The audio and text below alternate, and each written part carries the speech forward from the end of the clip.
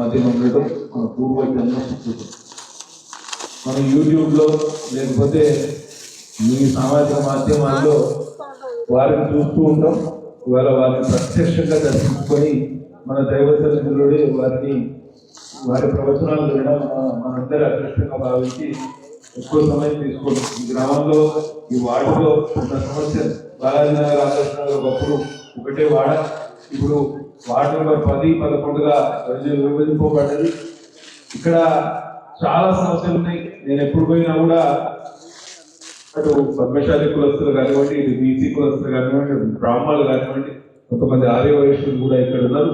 అన్ని వర్గాలు ఇక్కడ నివాసం ఉంటున్నాయి. పట్టణం ఇటువైపు ఎక్స్టెండ్ అవుతున్న క్రమంలో అటు వినయ్ గారి వరకు నివాస ప్రాంతాలు ఏర్పడుతుంది. కానీ మౌలిక వసతులు ఎక్కడ ఏర్పడి దాకా వాళ్ళ వరకు రోడ్డు వేసుకుంటే అటు నుంచి కూడా కనెక్టివిటీ ఉంటుంది. ఇటు నుంచి ఆర్యవైశ్యులు కొంత స్థలం సేకరించితే అక్కడ 30 ఫీట్ల రోడ్డు కూడా ఉంది. ఆ రోడ్డు నుంచి కూడా కనెక్టివిటీ ఇచ్చుకుంటే బ్రహ్మాండంగా వాడు డెవలప్ అయ్యే అవకాశం ఉంది. ప్రతి సంవత్సరం 20 కోట్లకు తక్కువ కాకుండా కేంద్రం నుంచి తీసుకొచ్చే బాధ్యత నాది. మోహన్ దాస్ గారు ప్రసంగిస్తారు. దయచేసి శ్రద్ధగా ఎవరు డిస్టర్బ్ చేసే ప్రయత్నం చేయకండి. శ్రద్ధగా విందాం. మరి ఆధ్యాత్మిక ప్రవచనాలు మనం ఈ రోజులు యూట్యూబ్ లో వినే వాళ్ళని వాళ్ళ ప్రత్యక్షంగా వినడానికి అవకాశం ఉంది. ధన్యవాదాలు.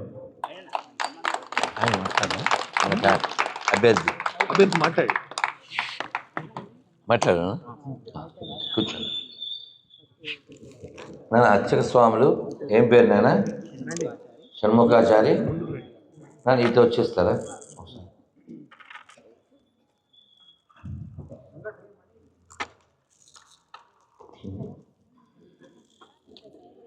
ఈ దేవాలయం నిర్మించిన వారు ఫౌండర్ ట్రస్టీ గారు కూడా అండి. దానా షణ్ముఖాచారి. భారత్ మాతా కీ ఓం నమస్తే అస్తు భగవన్ విశ్వేశ్వరాయ మహాదేవాయ త్రయంబకాయ త్రిపురాంతకాయ శ్రీకాంతకాలాయ కాలాయ రుద్రాయ నీలకంఠాయ మృత్యుంజయాయ సర్వేశ్వరాయ సదాశివాయ శ్రీమన్మహాదేవాయ నమః. దేవాయ నమః. భవేతమయో భవేత నమః శంకరాయ నమః నమః శివాయ శివధరాయ చ. ఈ చిన్నవాడు ఏం పేరు నాన్న? ఇట్లా ఇట్లా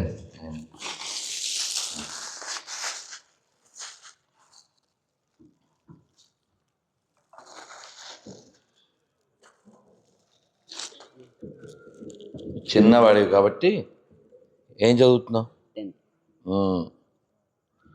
నువ్వు చదివే 10th, నువ్వు పెరుగుతావు 11th. ఇది వేసుకున్నాక వస్తుంది నీకు స్ట్రెంగ్త్. భారత్ మాతాకి. అందరూ మంత్రం చెప్తాను నాన్న. అందరూ చెప్పండి. హరే కృష్ణ హరే కృష్ణ కృష్ణ కృష్ణ హరే హరే హరే రామ హరే రామ రామ రామ హరే హరే. అందరు 2 చేతులు పైకెత్తండి. హరే కృష్ణ హరే కృష్ణ కృష్ణ కృష్ణ హరే హరే హరే రామ హరే రామ రామ రామ హరే హరే. జై శ్రీరామ్. నన్ను ఒక చేతి తీసేది ఎక్కువ ఎత్తైంది.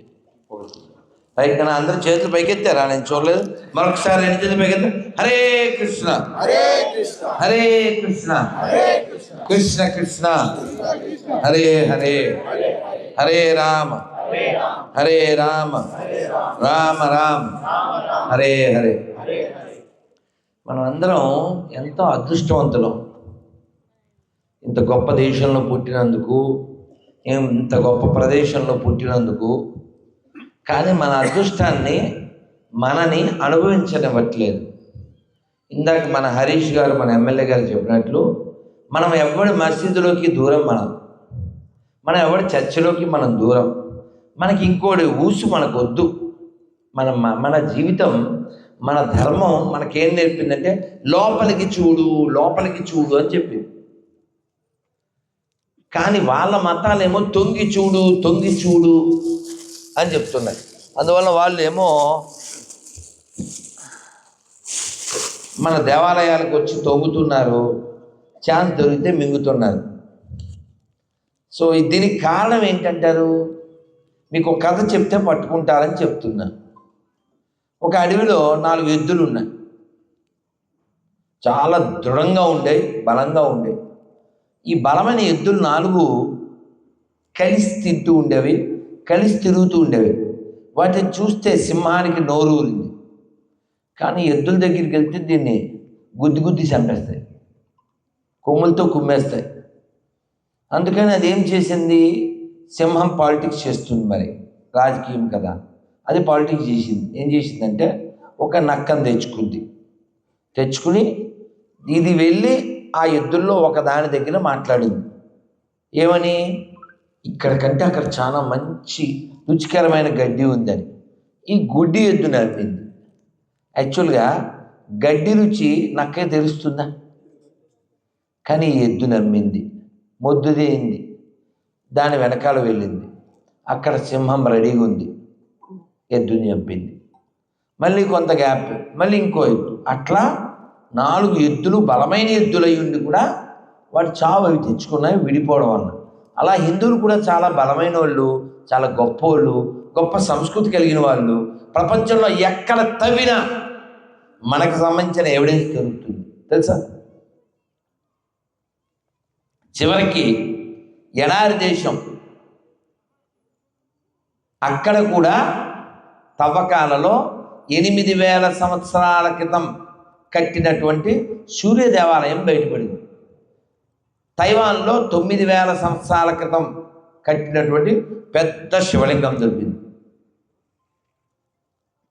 అలా జపాన్లో, జర్మనీలో, ఎన్నో దేశాల్లో, మొన్న మధ్య అక్కడ అమెరికాలో బొగ్గు గని తవ్వుతుంటే ఓ గంట దొరికింది. గంట మీద ఎవరున్నారు, గరుత్మంతుడు. అది ఎప్పటిదంట, కొన్ని మిలియన్ సంవత్సరాల క్రితం, వేలు కూడా కాదు. అసలు బొగ్గు గనిలో గంట దొరకడం ఏంటి, ఆ గంట మీద గరుత్మంతుడు ఉండడం ఏంటి?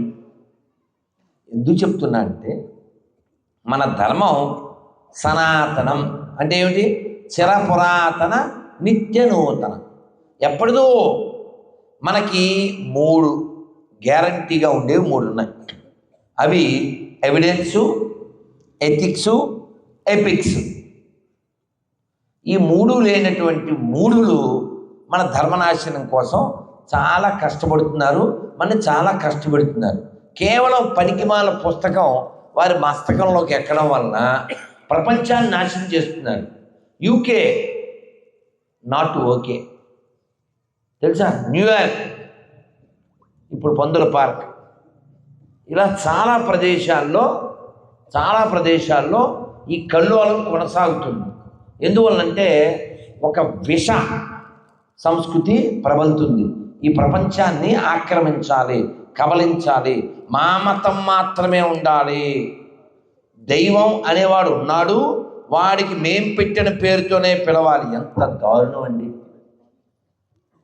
దేవుడు లేడు అనే వాళ్ళు ఎవరైనా ఉన్నారా ఇక్కడ? ఉన్నాడనే వాళ్ళే కదా. ఇప్పుడు నేను చెప్పింది అందరూ చెప్పండి. రామ, కృష్ణ, శివ, హరి, మధు, దత్త. ఎన్ని అక్షరాలరా శాస్త్ర? ఇవన్నీ 2 అక్షరాలే కదా నాన్న. ఇప్పుడు మళ్ళీ చెప్పండి. గోవింద, మాధవ, కేశవ. ఎన్ని అక్షరాలు? 3 అక్షరాలు. మళ్ళీ చెప్పండి. నారాయణ, నవనీత, జనార్దన, ధనంజయ, దత్తాత్రేయ, మహాదేవ, వాసుదేవ. ఎన్ని అక్షరాలు? 4. ఓం నమ శివాయ. ఎన్ని అక్షరాలు? పంచాక్షర 5. మళ్ళీ చెప్పండి. ఓం నమో నారాయణాయ. ఓం నమో నారాయణాయ. ఎన్ని అక్షరాలు? 8. అష్టాక్షరి అంటారు. ఇప్పుడు మళ్ళీ చెప్పండి వేరే. ఓం నమో భగవతే వాసుదేవాయ. ఓం నమో భగవతే వాసుదేవాయ. ఎన్ని అక్షరాలు? 12. సహస్రాన్ని 9కే చెప్పారు. గట్టిగా చప్పట్లు కొట్టిన పిల్లలకి, మా బంగారు తల్లులు. ఇప్పుడు మళ్ళీ చక్కగా రెడ్డి అటు తిరుగు. అందరు రెండు చేతులు పైకెత్తండి. హరే కృష్ణ హరే కృష్ణ కృష్ణ కృష్ణ హరే హరే హరే రామ హరే రామ రామ రామ హరే హరే గోవిందా. ఇవన్నీ అక్షరాలు పెద్దది కాదు. నేను ఇప్పుడు చెప్పాను కదరా తల్లి, ఇది ఎన్ని అక్షరాలు మొత్తం చెప్పండి. ఇప్పుడు చెప్పాము హరే రామ హరే కృష్ణ ఎంత ఏంటి ఎవరు చెప్పరా? హరే కృష్ణ కృష్ణ కృష్ణ హరే హరే హరే రామ రామ రామ హరే. ఎన్ని అక్షరాలు? 32. ఎన్ని అంటే మనం 2 అక్షరాలతో దేవుణ్ణి పిలవచ్చు. మనం వెంకటరమణ 2 అక్షరాలతో దేవుణ్ణి పిలవచ్చు, 3 అక్షరాలతో, 4 అక్షరాలతో, 5 అక్షరాలతో, 8 అక్షరాలతో, 12 అక్షరాలతో, 32 అక్షరాలతో పిలవచ్చు. ఇది కాదు అసలు, ఒక్క అక్షరంతో కూడా దేవుణ్ణి పిలవచ్చు. అందరూ నాతో పాటు 7 సార్లు దీర్ఘంగా చెప్పండి. ఓ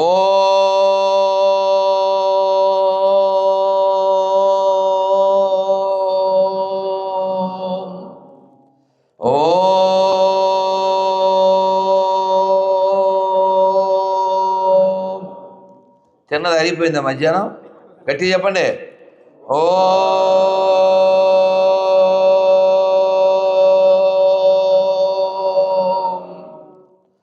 ఓ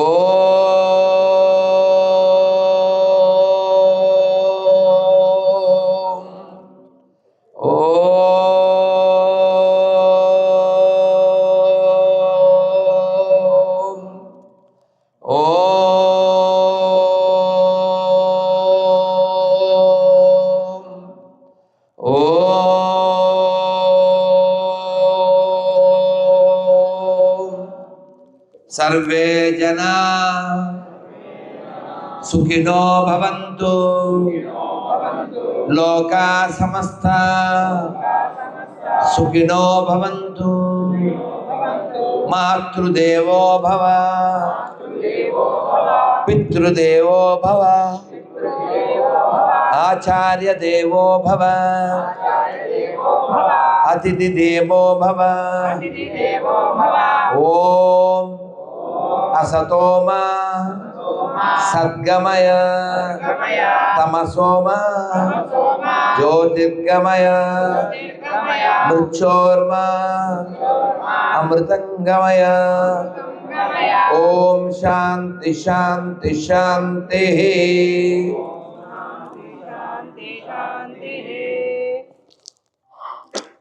ఇందులో ఒక్క అక్షరంతోనే భగవంతుని పొందవచ్చు. ఓం ఇత్యేకాక్షరం బ్రహ్మ భగవద్గీతలో చెప్పారు. అంటే మనం భగవంతుని పొందడానికి చాలా అక్షరాల ఒక్క అక్షరం చాలు, ఓం. కానీ మనకి ఇన్ని అవకాశాలు ఇచ్చాడు భగవంతుడు. మీరు ఓం అనొచ్చు, హరి అనొచ్చు, రామ అనొచ్చు, కృష్ణ అనొచ్చు, గోవింద అనొచ్చు, నారాయణ అనొచ్చు. ఇలా ఎన్నో అవకాశాలు భగవంతుడు ఇచ్చాడు.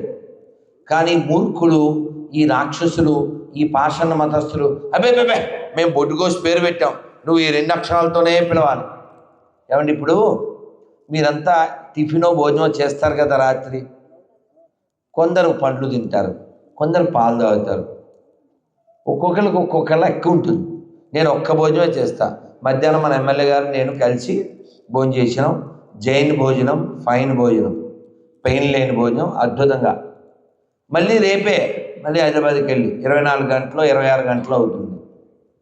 ఒక్కొక్కరి శరీరానికి ఒక్కొక్క డైజెషన్ సిస్టమ్ దాన్ని బట్టి ఉంటుంది. అలాగా కొందరికి శివుడు నచ్చుతాడు, నీలకంఠుడు. కొందరికి రాముడు కోదండం బట్టి నచ్చుతాడు. కొందరికి కృష్ణుడు వేణువుతో నచ్చుతాడు. అలా భగవంతుని పొందడానికి చాలా మార్గాలు ఉన్నాయని మనకి వేదం ఉపనిషత్తు చెప్తుంది. కఠోపనిషత్తులో చెప్పారు. ఏకం సత్విప్రా బహుదా వదంతి అంటుంది. అంటే ఒకటే సత్యం, కానీ మార్గాలు చాలా ఉన్నాయి. ఇప్పుడు మేము ఇక్కడికి కారులో వచ్చాం, కొందరు బండి మీద వచ్చారు, కొందరు నడిచి వచ్చారు. ఒక్కొక్కరికి ఒక్కో అవకాశాన్ని బట్టి వస్తారు. అందరూ మా ఆటో ఎక్కాలే అంటారా? అట్లా కాదు కదా. ఇప్పుడు మనం షాప్కి వెళ్ళాం, ఎంత అన్నాం, 60 రూపాయలు చెప్పాడు ఈ బాటిల్. ఏంది 60 రూపాయలు ఎందుకు, 20 రూపీస్ 15 అన్నాం. వాడు షాప్లో 60 అన్నాడు. మనం ఏం చేయాలి ఇప్పుడు, అడుగుతాం. వాడు కాదు 60 అన్నాడు. మీరు సినిమాలకు వెళ్తే ఎప్పుడన్నా ఐమాక్స్ ఉన్నాయా? అంత ఎదిగిందాక ఆగదు నగరం. హైదరాబాద్లో వెళ్ళారా ఐమాక్స్కి ఎప్పుడైనా? అంటే నాకెట్లా తెలుసు అంటారేమో. మీరు చావా సినిమా చూసారా? ఇక్కడికి వచ్చిందా చావా?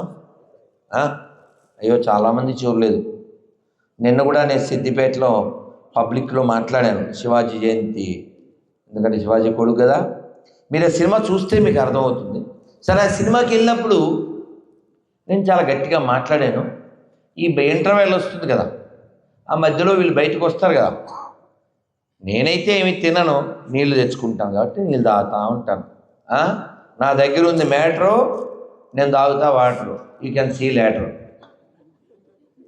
అయితే వాడు కొంటాడు కదా, ఇంత అదేందో డబ్బా బకెట్ లెక్క ఉంటుంది. ఏంటది పాపకారం. వీడి తోపు, అక్కడ పాపు, దాంట్లో పెడతాడు పోపు, ఈడేస్తాడు సోపు. మనం తినాలి ఎంతసేపు. నేను చూస్తుంటా, వాళ్ళు తెచ్చుకుని బకెట్లు కొద్దీ పంచుకుంటారు, దంచుకుంటారు. సరే, వాట్ ఎవర్ ఇట్ మేబీ. అయితే అది ఆ బకెట్ ఎంత అనుకుంటున్నారు? 100 ఏ ఊరికే ఏం రాదు, రోడ్డు పక్క వచ్చినాడు. ఈ బాటిల్ అట్లే పెడతారు. అలాగా నువ్వు అక్కడ బేరం ఆడితే అవుతుందా? నీకు కావాలితే కొనుక్కోలేదు, తెలియదు. నిన్నెవడు కొనుక్కో పాప్కార్న్ అని పిలిచాడా? వాటర్ బాటిల్ తాగు అని పిలిచాడా? నువ్వు పిలవలే కదా. కాబట్టి మనం మన ధర్మాన్ని ఇతరులు క్వశ్చన్ చేయకూడదు. ఎందుకు చేయకూడదు? మనం ఎవరిని అడుక్కోము కాబట్టి, మనం ఎవరిని బెదిరించాం కాబట్టి. అవునా? మా శివుని నమ్మలేదనుకో త్రిశూలం పట్టుకుని పొడుస్తాడు అంటారా? మా రాముడిని నమ్మకపోతే కోదండంతో వేసేస్తా, అట్లా అందా? కానీ మన దేవుడికి అలా బెదిరించే లక్షణం లేదు. కానీ ఎడారి మతాల్లో ప్రమాదం ఏమంటే, వాడు నమ్మిందే అందరూ నమ్మాలా, వాడు చెప్పినట్టే అందరూ చెప్పాలా, వాడు పూజించట్టే అందరూ పూజించాలి, వాడు తిన్నదే తినాలా. అది ఎంత మూర్ఖత్వం కదా. కాబట్టి ఈ ప్రపంచం అంతా బాగుండాలంటే భారతదేశం బాగుండాలి. భారత్ బాగుండాలంటే హిందువులు బాగుండాలి. హిందువులు బాగుండాలంటే దేవాలయాలు బాగుండాలి. దేవాలయాలు బాగుండాలంటే ఇలా దైవభక్తి కలిగిన వాళ్ళు నాయకులుగా ఉండాలి. అర్థమవుతుందా? కాబట్టి హిందువులారా, ఖచ్చితంగా మనం 6 రకాలుగా బలం కలిగి ఉండాల్సిందే. 6 రకాల బలాలు ఏమిటి? పిడికిలు బిగించండి, చెప్పండి. శారీరక, మానసిక, ఆర్థిక, ఆధ్యాత్మిక, సామాజిక, రాజకీయ, ఈ 6 బలములు సదా పొందుటకై ఒక హిందువుగా ప్రయత్నించదను. అర్థమైందా? మనం బలంగా ఉండాలి. ఎవరైనా తిట్టారనుకో, అడ్డగాడిద అని తిట్టగానే చచ్చిపోతావా? ఎందుకు చచ్చిపోతావు? నువ్వు అడ్డగాడిది కాదుగా, నువ్వు నిలువుగాడిది కాబట్టి. ఇస్తేనే అది తిడితే ఎందుకు చచ్చిపోతారు నాన్న? అమ్మ తిట్టకూడదా? అమ్మ మనకి ఎన్ని చేసింది కదా. నాన్న ఒక దెబ్బ కొట్టకూడదా? మేస్టార్ మన ఏం అనకూడదా? ఒక్క మాట పడకపోతే ఎలా నాన్న? ఒక కష్టాన్ని మీరు ఎందుకు యాక్సెప్ట్ చేయరు? మనం చూసారా ఏదో రైల్వే స్టేషన్లో 2 పిల్లల్ని బలవంతంగా పట్టుకుని రైలు కింద చచ్చిపోయింది. ఎందుకు చచ్చిపోవాలా? ఎందుకు చచ్చిపోవాలి? కష్టం రాకుండా ఉంటుందా? రోజులన్నీ ఒక్కలాగే ఉంటాయా? కొంచెం నాన్న దూరం వెళ్ళానా లేదా సెల్ సైలెంట్లు పెట్టు. కాబట్టి మనం బలంగా ఉండాలి మానసికంగా. రోజులన్నీ ఒక్కలాగే ఉండవు. ఓ రోజు సన్మానం వస్తుంది, ఓ రోజు అవమానం వస్తుంది. నువ్వు నిలబడాలి, నేర్చుకుంటూ ఉండాలి, కొన్ని వ్యూహాలు మార్చుకుంటూ ఉండాలి, ముందుకెళ్ళాలి. ఎంత అవమానం అండి! సభలో ఒక్క ఓటుతో ఓడిపోయారు. ఎవరు? వాజ్పేయి గారు. ఎంత అవమానం! కానీ ఆయన చెప్పారు, ఆయన తోపు, ఆయనకుంది హోపు. మళ్ళీ చూస్తూ ఉండండి, భవిష్యత్తులో మా వాళ్ళు వస్తారు, ఈ దేశాన్ని సుసంపన్నం చేస్తారు, ఈ దేశాన్ని ప్రపంచంలో విశ్వగురువుగా నిలబెడతారు. ఆయన మాట నిజమైందా లేదా? నిజం అవుతుందా లేదా? ఈ దేశంలో మీరు ఎక్కడికైనా వెళ్ళండి, ఎక్కడ తెల్ల లైట్ కనబడినా అది ఎవరి పుణ్యం? తెల్లగా ఎల్ఈడి బల్బులు. నేను దేశం అంతా తిరుగుతాను కదా, నువ్వు దేశంలో ఏ జాగాకి పో, అది పల్లెకి పో, పట్టణం పో, ఎక్కడ ఎల్ఈడి లైట్ కనబడినా మనకి ఎవరి యాదికి రావాలా? అర్థమైందా? అందుకే నేను అప్పుడే చెప్పా, ఈ దేశానికి కావాల్సింది మోడీ, మనకు అక్కర్లేదు కేడి, ఎటువంటి విదేశీ లేడీ. అర్థమవుతుందా? అర్థమైన వాళ్ళకి అర్థమైనంత.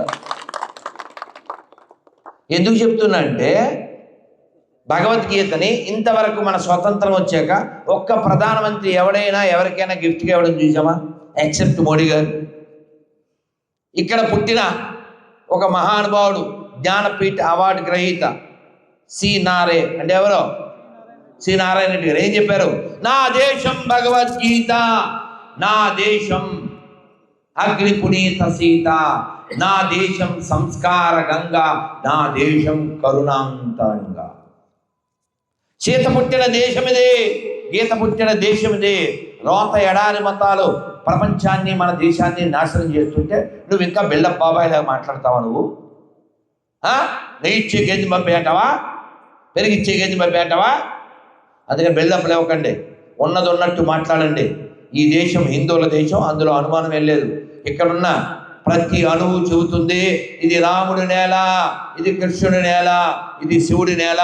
ఎడారి మతాలకి ఈ దేశానికి ఏ సంబంధం లేదు. ఎవరైతే వారు మతం మారారో వాడు కూడా మనకు పుట్టిన వాళ్ళే, వారి మూలాలు కూడా ఇక్కడే ఉన్నాయి. విదేశస్తులు ఉన్న వారు ఏం పుట్టలేదు. అందుకే మన గీతులో మనం పాడుకున్నాం, మీరు కూడా పాడండి ఒకసారి. జేమ్స్ ఫాదరు జాక్సన్ పాడండి. ఆల్రెడీ విన్నారా? ఈ సాంగ్ వచ్చి చాలా కాలం అయింది, 6 నెలలు 8 నెలలు అయింది, లక్షల మంది చూశారు, మిలియన్స్ మంది. పాడండి ఒకసారి. James father Jackson, Jackson father Gibson, Gibson father Jaipal, Jaipal father Jaira, grand father ఒక్కడే, గతమంతా మనదొక్కటే. గ్రాండ్ ఫాదరు ఒక్కడే, గతమంతా మనదొక్కటే. అందరూ పాడట్లేదు. ఇది మన దేశం, ఇది మన దేశం, ఇది మన దేశమురన్నా, ఇది స్వర్గము కన్నా మిన్నా, ఇది స్వర్గము కన్నా మిన్నా.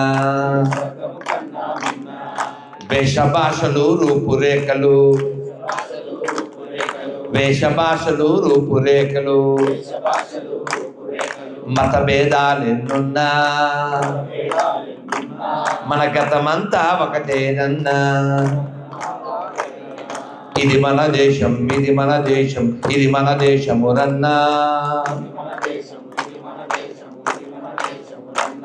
ఇది స్వర్గము కన్నా మిన్నా. భారత్ మాతాకి, భారత్ మాతాకి. కాబట్టి ఇక్కడ నీతి లేని వారు గొర్రెలుగా మారారు, భీతి కలిగిన వారు మరోలా మారారు. అందరు ఇక్కడ వాళ్ళకి పుట్టినాళ్ళు. దానికి రుజువు చెప్పంటారా? ఇక్కడ శివుణ్ణి మొక్కే తల్లి, రాముణ్ణి మొక్కే తల్లి, చివరికి అల్లాకి యేసుకు కూడా మొక్కే తల్లులు అందరూ చీరే కడతారు. ఎందుకంటారు? ఎందుకంటారు? వాళ్ళందరూ ఇక్కడ వాళ్ళకే పుట్టారు కాబట్టి. అందరిది మూలం ఇదే. ఎవరో గేలం ఎత్తే మేళంలా అటువైపు వెళ్ళిపోయారు అంతే.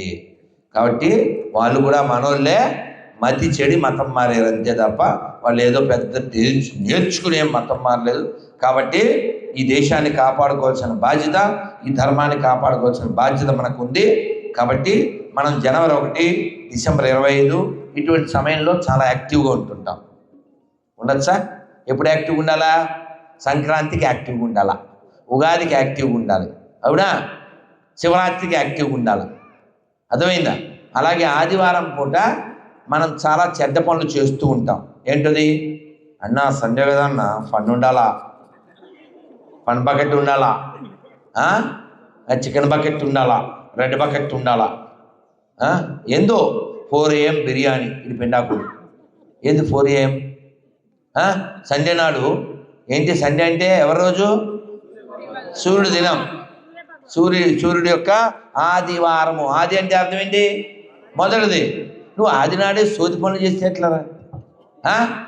ఆదివారం నాడు అదవుతుందా? అవి మానేయాలి. ఎందుకని? అది పుణ్యప్రదమైన రోజు. కానీ బ్రిటిష్ వాళ్ళు ఏం చేశారు? మనతో పాపం చేయించడానికి Sunday only 1 day for Sunday, next day Monday, ఇలా చెప్తే కొందరికి మండే, ఇలా తెలుగు మండే, నేర్పింది ఇంగ్లీష్ మండే. మా బంగారు తల్లి నవ్వుతున్నాడు. సో కాబట్టి మనం అందరము సండే నాడు దేవుడికి మండే పనులు చేయకుండా, అర్థమైందా మీకు? మంచి పనులు చేద్దాం. నాన్న సూర్యుడికి ఓ నమస్కారం పెట్టాలి. నేను పొద్దుగా లేచి స్నానం చేసినాక సూర్యుడికి ఓ నమస్కారం పెడతా అనే పుణ్యాత్ములు చేయొద్దన్నమ్మా. అమ్మో ఏంటంటే కాగనారు అంతా పుణ్యాత్ములే. కొట్టండి చప్పట్లు మీకు మీరే. ఎవరి చప్పట్లు వారివే, ఎవరి దుప్పట్లు వారివే. నాన్న మనం సూర్యుడికి దండం పెట్టాలి. అలాగే ప్రాణులు మన దగ్గరికి వచ్చినప్పుడు వాడికి అన్నం పెట్టాలి. అలాగే మన ధర్మనాశనం చేయడానికి ఎవడైనా మన ఇంటికి వస్తే వాడికి కన్నం పెట్టాల. నేను అర్థమైందా మీకు? మొదటిదేమో దండం, రెండోదేమో అన్నం, సరిగా లేకపోతే కన్నం, అది నెత్తిన సొన్నం. అదేదా? మంచోళ్ళకి మాత్రమే మనం మంచోళ్ళ ఉండాలా. అర్థమైందా? మంచోళ్ళకి మాత్రమే మంచోళ్ళ ఉండాలి. దుర్యోధనుడు నీళ్ళ లోపల దాంకున్నాడు. వాడిని బాగా రెచ్చగొట్టి పైకి తెప్పించారు. తెప్పించి ఎక్కడ కొట్టాలో, ఎవడు కొడితే మైండ్ బ్లాంక్ అయి దిమ్మ తిరుగుతో వాడే కృష్ణుడు. అర్థమైందా? పండుగాడు జాంపండు కాదు, కృష్ణుడు. అర్థమైందా? సో వాడికి ఎక్కడ కొట్టాలో కొట్టారు.